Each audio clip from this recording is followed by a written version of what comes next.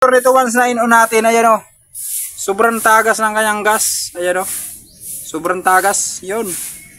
Kaya kung ganyan, mauubos lang yung ano natin, gasolina niyan. So ano ba naging problema niyan? Panoorin nyo at bubuksan natin. Off muna natin. Ilabog na.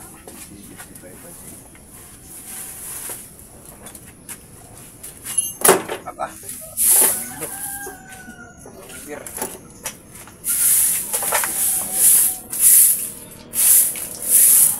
Ito na mga kaibigan, na buksan na natin, natanggalan natin mula doon.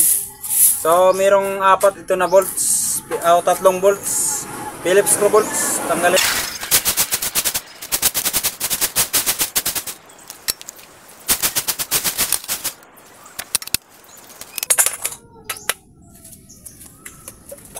Yun. Yun na, tumagas na. Yun. So ayan o. Over na natin gasolina, nagkaula na nga, nagkawasak-wasak na. Natapo na ba? Natapo. So, ayan, dito yung problema ko, dito yan. Ito yung ating floater. Ito yung ating floater. Kapag nag-overflow, malalaman mo yan once na hinihipan mo dito. Ano? Meron ka mapakinggan na sumisingaw. Yan. Ayan o, sumisingaw. Naka-opposisyon yun ha. Kung papansin niyo, yung float natin ay naka-opposition na yan. Once na para bang marami na siyang gasolina na nakabaon na siya yung ating jet valve. Pero bakit siya may tagas pa rin? Ayun o. O yung may singaw pa rin o. Sumisingaw pa rin. Yun. Ibig sabihin, hindi siya naka-off, hindi siya naka-take off yung ating floater. So ano ba naging dahilan? Dahil yan sa ano. O, kumula ka na nito. Meron yung pin dito sa mga beginners, naka-center pin. Sa mga beginners, meron yung ayun o, pin. O, hugutin nyo lang ito. Hugutin nyo lang ito. Ayun o. Tapos, pag nahugot nyo na, ganyan siya o. Tingnan nyo, tigas o. Ayaw matanggal. Ayaw matanggal. Dapat, ano yan? Hindi yan matigas. Dapat freewheeling dapat sana yan. Kaya pala, palagi siyang nakahang. O, hindi siya matanggal o. Dapat matanggal na yan kasi wala nang unlock eh.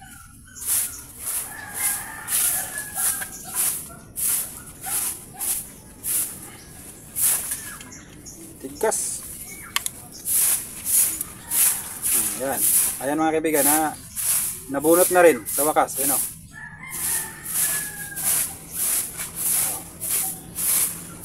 Di? Ang gagawin natin ito, kuha tayo ng liha. Kuha tayo ng liha. Lihain natin yung gilid lang. Ang gilid. Huwag yung lilihaan yung matulis na yan, yung dulo niyan, huwag yung lilihaan dyan. Kasi once na ma-disalign na yan o hindi na yan matulis, walang hanggang tagas na yan. Kaya dapat maging maingat sa pagliliha. Kuha tayo ng liha. Ito. Itong liha natin. Lihain natin na ang gilid, yung gilid.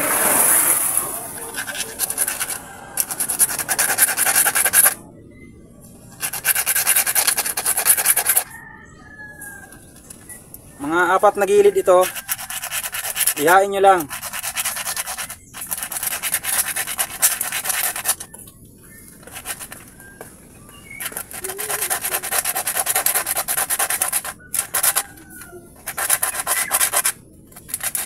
Ayan, nalihan na natin. Tapos, balik ulit natin dito sa, dito sa kanyang lagayan. Balik ulit natin. Oo, tingnan nyo, hindi na siya matigas bunutin. Oh, malalaglag na nga siya oh. Oh. So, konti pa. Konti pa.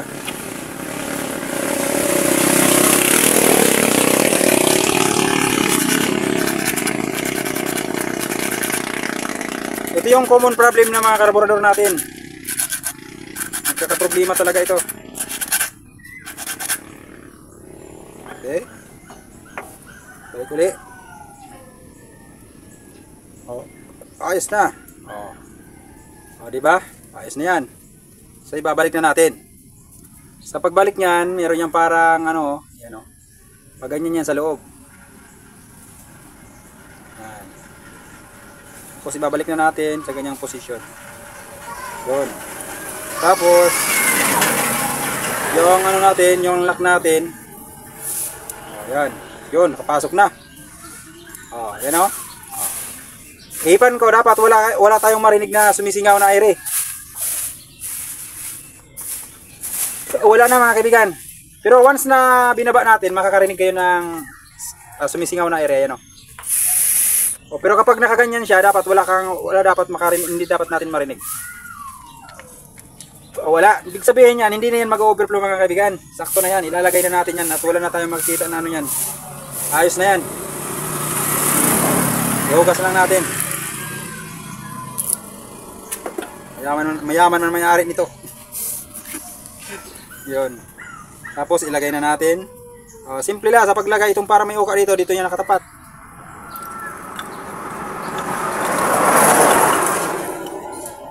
Yun. Yun, nakatapat na. So ilalak na natin. Ipanglagay na natin ang ating mga kabit na natin ng mga screw bolt.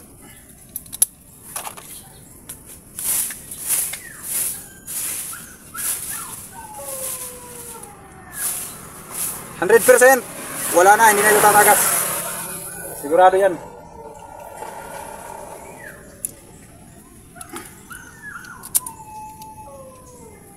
Ginakalawang man pa rin sa bagang puti.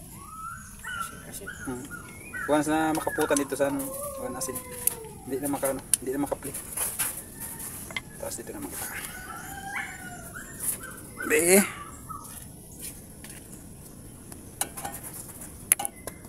Sana pala kita sa nilaki.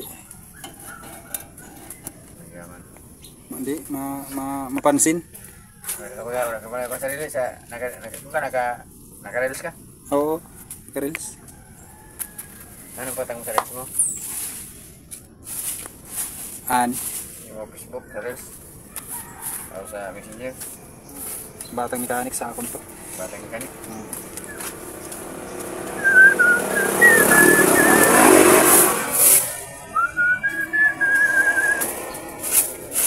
Waray saksi ning tanan.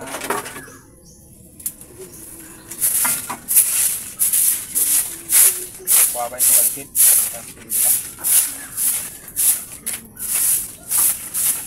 Batang mechanic. Sure, sintro killer rapi ka yun. Yun. Sintro killer.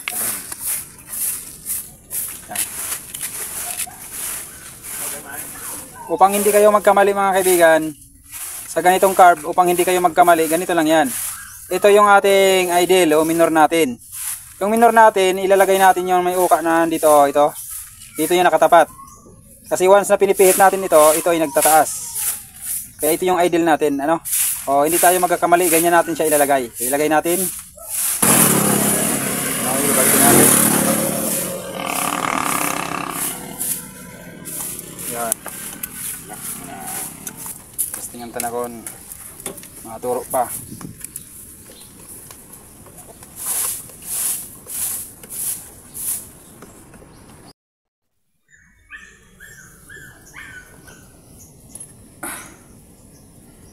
Ayan, natapos na natin. Nakakabit na natin. At kung papansinin nyo, naka-turn on na rin yung ating gasolinahan. Ito yung fuel cock natin. Naka-on na siya. Pero papansinin mo, wala na tumagas. Hindi katulad ng kanina na tumatagas siya. So, ganun lang mga kaibigan, ano? Ganun lang sa pag-test. Sa pag nangyari sa motor nyo ito o nag-overflow, ganun lang gawin nyo, no? Kaya maraming salamat. Ganun lang, ano, maraming salamat. Thank you. Andito ang may-ari. Andito si kaibigan din. Thank you very much sa panonood nyo. Thank you. Paki-like and share kung nagustuhan yung video ito. Thank you.